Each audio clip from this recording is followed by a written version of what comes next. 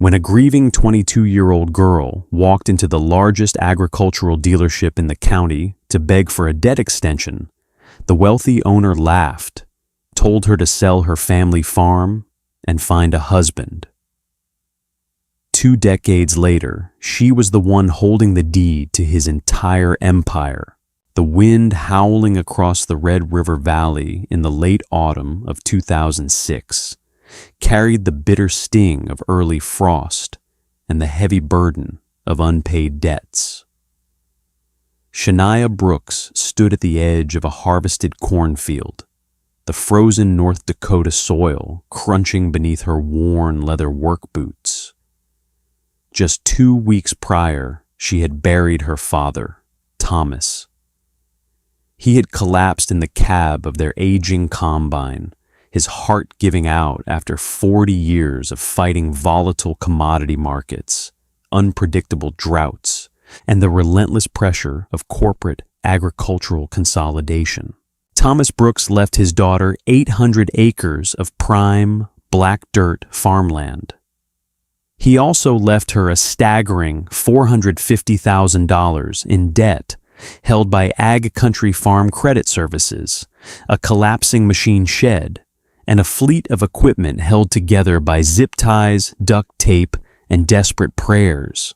Shania was 22, freshly pulled from an agronomy degree at North Dakota State University that she would never get to finish. She was alone. Her mother had passed when she was a child, and she had no siblings to share the crushing weight of the farm's ledger. The numbers in her father's spiral-bound notebook were written in a shaky, defeated hand, and they painted a grim picture. Unless she could secure a harvest line of credit and get their primary workhorse, a John Deere 8430 tractor, repaired, she would lose the farm to foreclosure before the spring thaw. The tractor's transmission had catastrophically failed, grinding to a halt in the middle of fall tillage. The repair bill, alongside a backlog of unpaid parts invoices, sat at Hastings Implement. Hastings Implement was an empire in Grand Forks. It wasn't just a dealership. It was a fortress of gleaming green and yellow machinery that dominated the local agricultural economy. The owner, Ridge Hastings, was a third-generation dealer who had transformed his grandfather's modest shop into a sprawling corporate entity. Ridge didn't just sell tractors.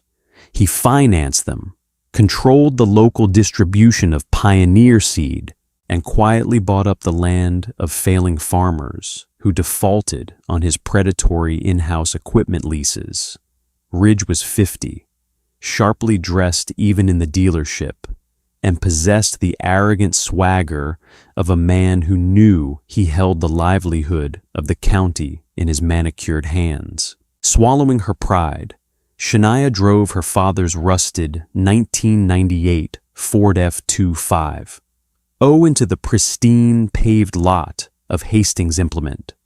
Walking through the double glass doors, the smell of fresh rubber and expensive floor wax hit her, a stark contrast to the diesel and manure scent of her reality. She requested a meeting with Ridge. After keeping her waiting in the lobby for 2 agonizing hours, his secretary finally ushered her into his corner office. The room overlooked the lot, a literal throne room gazing down upon millions of dollars of heavy iron. "Shania," Ridge said, not bothering to stand as she entered. He leaned back in his plush leather chair, steepling his fingers. "I was sorry to hear about Tom. He was a stubborn man, hard worker, but stubborn." "Thank you, Mr. Hastings," Shania said, keeping her voice level. She sat down, clutching her father's ledger tightly in her lap. "I'm here to talk about our account. The 8430 is sitting in your service bay. We need a complete transmission rebuild and I know my father was behind on his parts account. He was $18,400 behind, to be exact, Ridge corrected smoothly, tapping a printed spreadsheet on his mahogany desk. And the transmission rebuild on that 8430 will run you another $22,000 minimum. That's a $40,000 hole, Shania. I know the numbers, she replied, her knuckles turning white. I have a plan. I'm restructuring our crop rotation for the spring. I just need a 90-day extension on the parts balance, and I need you to finance the repair on the tractor. Once I secure my operating loan from Ag Country in January, I'll pay you in full, with interest. Ridge looked at her. His gaze wasn't one of sympathy, nor was it the calculating look of a businessman weighing a risk. It was pure, unadulterated condescension. He looked at her dirt-stained jeans, her calloused hands, and the dark circles of grief and exhaustion under her eyes. A slow, patronizing smile spread across his face.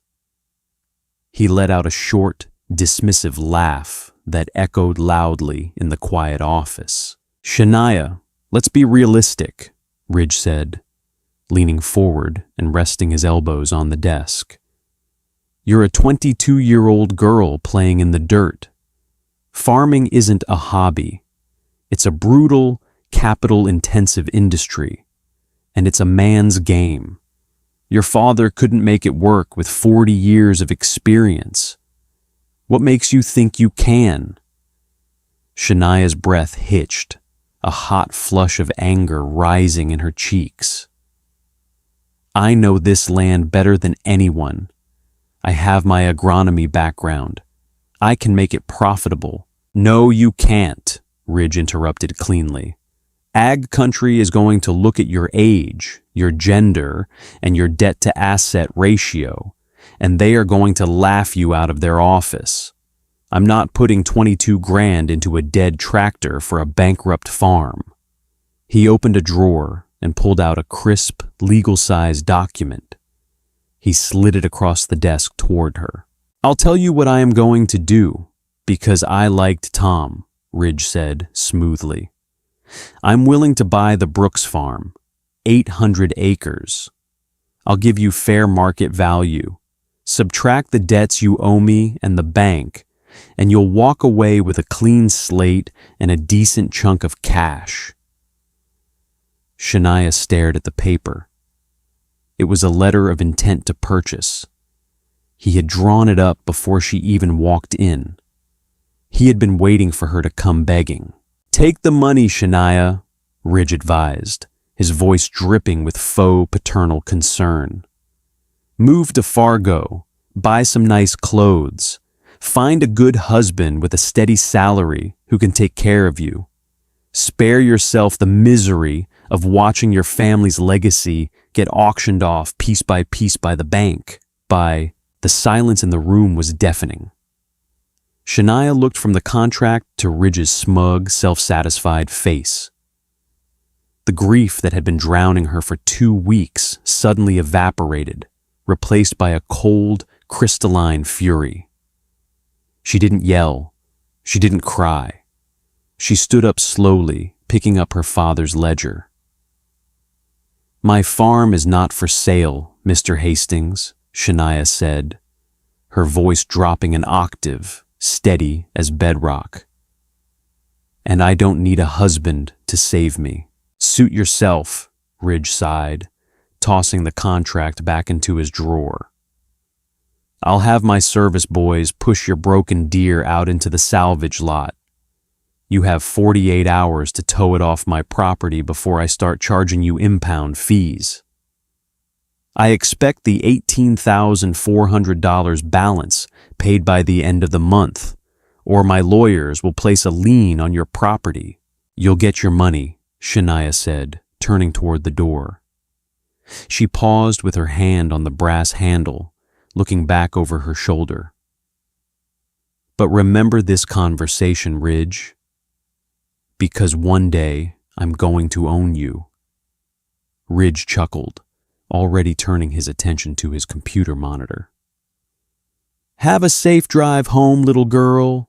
The next 48 hours were a masterclass in desperation. Shania couldn't afford to tow the massive John Deere 843 back to her farm, let alone fix it. She called a heavy equipment salvage yard in Bismarck. They bought the broken tractor for parts at a fraction of its working value, but it was enough to write a cashier's check to Hastings Implement for the $18,400 past due balance, clearing the threat of an immediate lien. But a farm without a heavy row crop tractor is like a ship without an engine. Shania needed power, and she needed it cheap.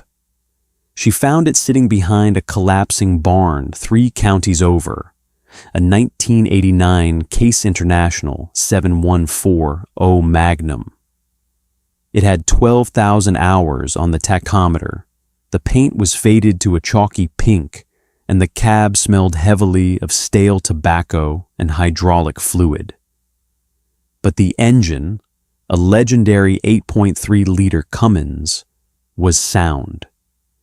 She bought it for $14,000 cash, draining the very last of her father's life insurance policy.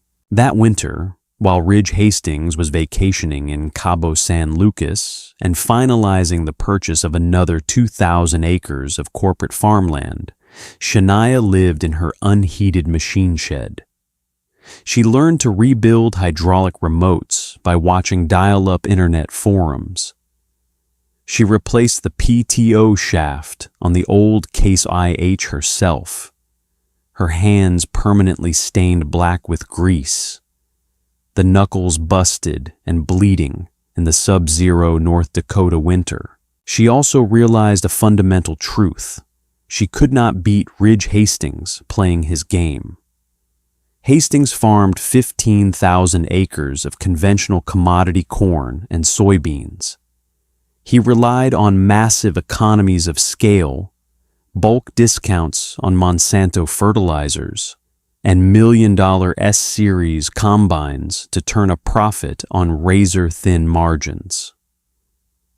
If Shania tried to compete in the conventional commodity market on 800 acres with an ancient tractor, she would be swallowed whole. She needed to pivot. She turned to her agronomy background. Instead of planting conventional soybeans, she spent months cold-calling export brokers in Minneapolis and Chicago. She finally secured a contract with a Japanese buyer looking for a highly specific, food-grade, non-GMO soybean used for premium tofu production. The buyer required rigorous field isolation and pristine harvesting techniques, but they paid a 45% premium over the Chicago Board of Trade commodity price. The spring of 2007 was brutal. Shania worked 20-hour days. Without GPS auto steer or a massive 24-row planter, she drove the old Case YH manually, staring at a foam marker line until her eyes watered, praying the old iron wouldn't fail. When a sudden late frost threatened her newly emerged crop, she spent 3 sleepless nights dragging tires and burning brush around the perimeter of her fields to raise the ambient temperature just enough to save the fragile plants. Harvest time was even worse. Her father's old combine broke down every 3rd day. While Ridge Hastings' fleet of brand new green combines swept across the valley floor in a synchronized corporate ballet, Shania was constantly elbow deep in the belly of her machine, changing snapped belts and unjamming the rotor by hand in the freezing autumn rain. But her stubbornness paid off. The food-grade soybeans yielded beautifully in the rich Red River soil. Because her input costs were incredibly low, she didn't buy expensive genetically modified seed or the heavy pesticide regimens required by conventional farming. Her profit margins were massive. When she received the wire transfer from the Japanese broker that December, Shania sat at her kitchen table and cried for the first time since her father's funeral. She marched into the Ag Country Farm credit office the next day and slammed a check down that paid off her entire operating loan and took a $50,000 chunk out of her father's core mortgage. The loan officer, a skeptical man who had given her a year to fail, was speechless. For the next 10 years, Shania Brooks became a ghost in the valley. She didn't attend the local agricultural galas sponsored by Hastings Implement. She didn't buy flashy new trucks. She funneled every single penny back into the dirt. She expanded her niche operations, adding certified seed potatoes and rotating with navy beans. By 2017, Shania had quietly paid off the entire $450,000 debt her father had left behind. She was completely debt-free. In the volatile world of farming, being debt-free meant you were bulletproof. Ridge Hastings, however, had taken the opposite approach. Greed is a creeping rot, and Ridge had become deeply infected. During the agricultural boom years between 2008 and 2013, when commodity prices soared, Ridge leveraged his dealership to the absolute hilt. He took out massive adjustable rate loans from the First National Bank of Omaha to buy more land, pushing his total acreage past 25,000. He built a new multi-million-dollar facility for his dealership. He lived like a feudal lord, convinced the boom would never end. But commodities always crash. When corn prices plummeted in 2014 and the trade wars began squeezing soybean exports shortly after, Ridge's margins vanished. His debt payments, however, remained staggering. To keep his empire afloat, he began pressuring his dealership customers, calling in debts early, repossessing equipment with ruthless aggression, and alienating the very farming community that had built his family's wealth. The local farmers grew to despise him. That was when Shania began to strike. She formed an anonymous LLC called Red River Resilience. Whenever an older farmer in the valley decided to retire, Ridge Hastings was usually the first to make a lowball offer, assuming they had no other buyers. But suddenly, a mysterious LLC was swooping in, offering a fair, cash-heavy price that allowed the retiring farmers to leave with dignity. The turning point was the Miller Tract, a highly coveted 400-acre parcel perfectly adjacent to Ridge's flagship farm. Ridge needed that land to square off his fields for his massive new autonomous equipment. He offered the aging widow, Mrs. Miller, a predatory price, threatening to block her access to the county drainage ditch if she didn't sell. Mrs. Miller hated Ridge. Instead of selling to him, she sold the tract to Red River Resilience, LLC, for a fair price. When Ridge found out he had lost the Miller tract, he stormed down to the county courthouse to look up the public property records, desperate to find out who was behind the LLC that was slowly eating into his territory. When he saw the sole managing member listed on the deed, Shania Brooks, he shattered his iPhone against the courthouse brick wall.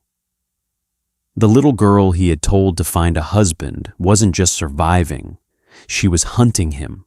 The agricultural landscape is ruthless.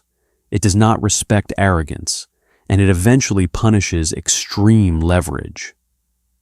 By the spring of 2024, the macroeconomic climate that had artificially inflated Ridge Hastings' empire evaporated.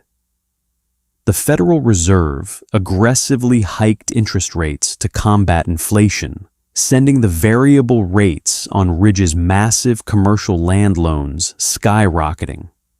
Simultaneously, a glut in the global commodity market drove conventional corn and soybean prices below the cost of production. Fertilizer costs tripled. Diesel fuel surged. Ridge's debt-to-asset ratio, once a closely guarded secret, became a ticking time bomb. He was carrying over $60 million in debt across Hastings Implement and his 25,000-acre farming operation. His strategy had always been to borrow against the appreciating value of his land to fund his lavish lifestyle and his dealership's aggressive expansion. But when land values in the Red River Valley briefly stagnated and the bank reassessed his collateral, the math no longer worked. Arthur Pendleton, the senior agricultural underwriter at Bremer Bank in Fargo, summoned Ridge for a brutal meeting in October 2024. Arthur slid a thick-bound portfolio across the polished boardroom table, a stark parallel to the gesture Ridge had made to a grieving 22-year-old girl 18 years prior. "Your operating lines are maxed, Ridge," Arthur said, his tone devoid of emotion. "You are 60 days delinquent on the dealership's floor plan financing, and the interest payments on the land notes are eating your remaining liquidity. We are calling the covenants. You need to inject $12 million in cash by December 31st, or we initiate foreclosure proceedings on the commercial properties and place the farming operation into receivership." Panic, cold and unfamiliar, gripped Ridge's chest. He tried to leverage his connections. He called the regional executives at John Deere, begging for an emergency extension on his inventory financing. They declined, citing his dealership's abysmal customer satisfaction ratings. Over the years, his predatory lending practices and refusal to honor warranties for farmers who didn't exclusively buy from him had poisoned his local reputation. The farmers had quietly taken their business across county lines. Desperate, Ridge began attempting to liquidate assets. He listed a 3,000-acre block of prime land, expecting a bidding war from the corporate farming conglomerates in Iowa and Nebraska. But the bids never materialized. The market was tight, and word of his financial distress had leaked. Vultures don't pay retail prices. They wait for the carcass to drop. Only one serious offer came across his desk. It was from a holding company called Valley Heritage Trust, operated out of a blind trust in Delaware. The offer was exactly 30% below market value, a brutal, insulting lowball. Ridge rejected it out of hand, screaming at his real estate broker. He refused to sell his legacy for pennies, but as the December deadline loomed and his bank accounts drained to zero, Ridge had no choice. He authorized the sale of his most profitable 5,000 acres to Valley Heritage Trust, just to appease Bremer Bank and keep the doors of Hastings Implement open.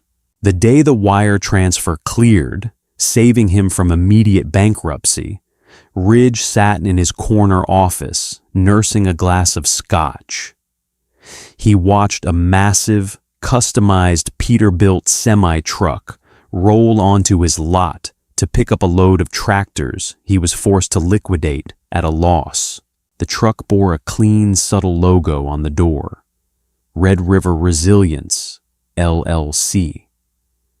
Ridge frowned, recognizing the LLC that had outbid him on the Miller tract years ago. He watched as a woman stepped out of the driver's side to hand the shipping manifest to his lot manager. She wore worn-in Carhartt overalls, high-end leather work boots, and a heavy canvas jacket.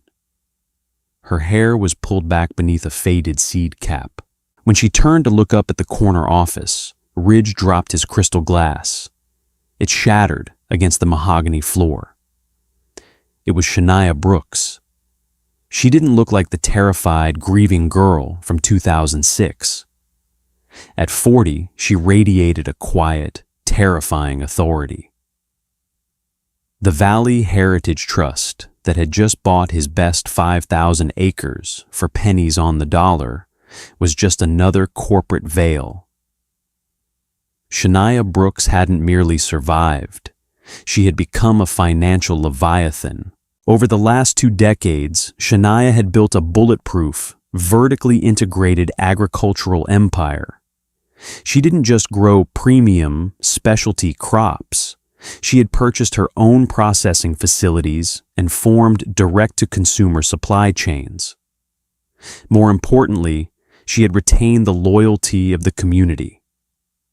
When she needed capital, she didn't go to corporate banks. She had formed a private lending cooperative with the dozens of local farmers she had helped save from Ridge's predatory practices over the years. They pooled their capital, acting as their own bank. And they had weaponized that capital against the man who had tormented their county. Shania offered a brief mock salute toward Ridge's window, climbed back into the cab of the Peterbilt, and drove his liquidated tractors off the lot. The cash injection from the land sale only bought Ridge another 6 months. By the fall of 2025, his remaining farming operation collapsed under the weight of an unseasonable drought. Without his prime acreage to float the losses, he defaulted on the remaining $40 million owed to Bremer Bank. The bank seized everything. The Grand Forks County Courthouse auction in January 2026 was the largest agricultural liquidation the state had seen in a decade. The bitter cold outside was matched only by the tense electric atmosphere inside the packed municipal auditorium. Hundreds of locals, neighboring farmers, and corporate representatives filled the folding chairs. Sitting in the front row, looking 20 years older than his 59 years, was Ridge Hastings. His custom-tailored suit hung loosely on his diminished frame. His face was gray, his posture slumped.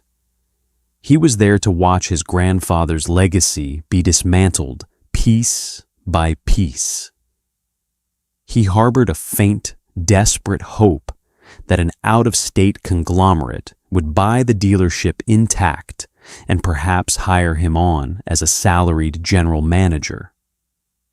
It was a pathetic hope, but it was all he had left.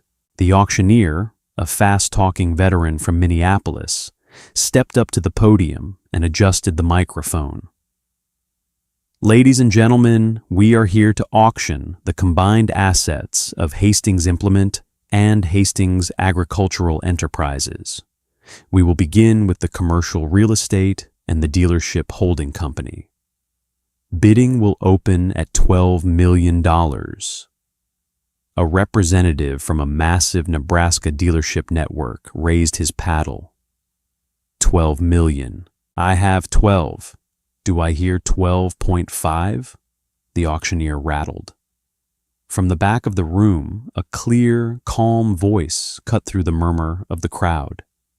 15 million. Heads whipped around. Walking down the center aisle, flanked by 2 attorneys and an agronomy manager, was Shania Brooks. She wore a sharp, charcoal gray blazer over a crisp white shirt and dark denim. A perfect blend of boardroom power and dirt road practicality. Ridge felt the blood drain entirely from his face.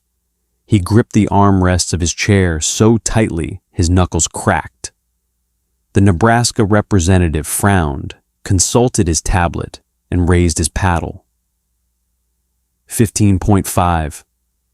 18, Shania said instantly, not even breaking her stride as she took a seat in the second row, directly behind Ridge. She didn't look at him. She looked straight at the auctioneer. The Nebraska man shook his head and lowered his paddle. The margins were too thin to justify a bidding war at that price. The room fell dead silent. 18 million going once, the auctioneer called. Going twice. Sold. To the bidder in the back.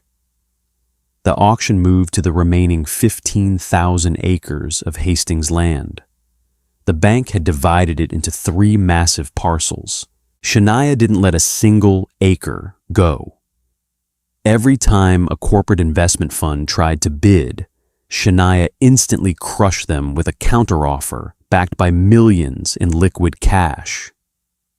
The local farmers in the room, many of whom were part of her cooperative, began to quietly applaud each time the gavel fell in her favor.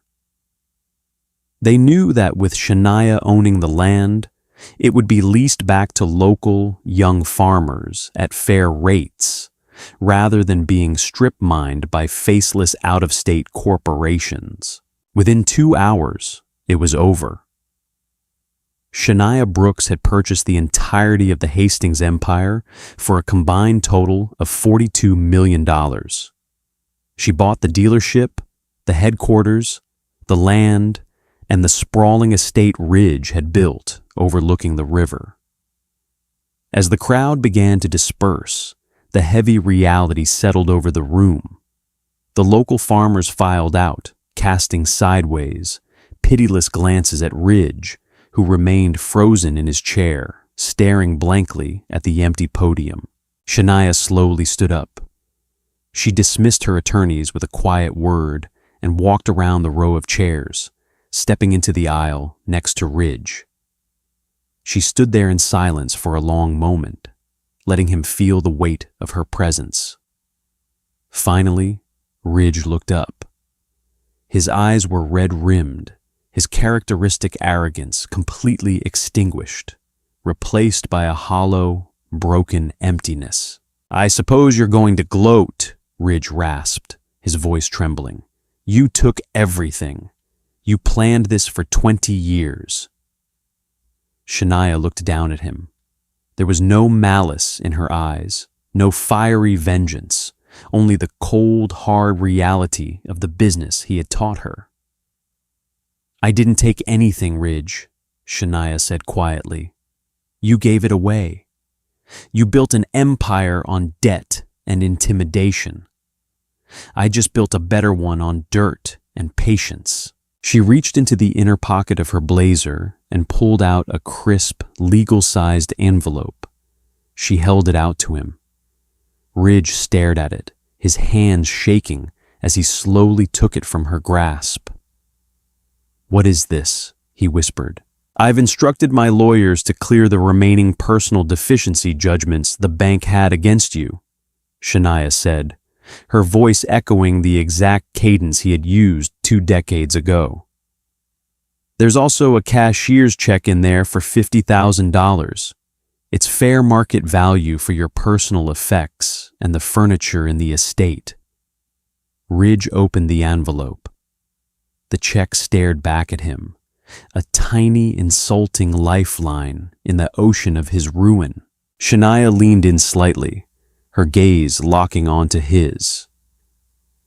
"Take the money, Ridge," she advised smoothly, the poetic justice ringing loudly in the empty auditorium. "Move to Florida, buy some nice golf shirts. Spare yourself the misery of watching me run the empire you couldn't hold on to." She didn't wait for a reply. Shania Brooks turned on her heel, the sharp clack of her boots echoing against the hardwood floor as she walked out of the courthouse, stepping out into the freezing, bright North Dakota sun to survey the land that was finally, undisputedly, hers. If this incredible story of patience, strategy, and ultimate payback kept you on the edge of your seat, smash that like button. Don't forget to share this video with anyone who loves a brilliant underdog story where hard work crushes arrogant greed. Subscribe to our channel and hit the notification bell so you never miss our next real-life drama. What would you have done in Shania's shoes? Comment below.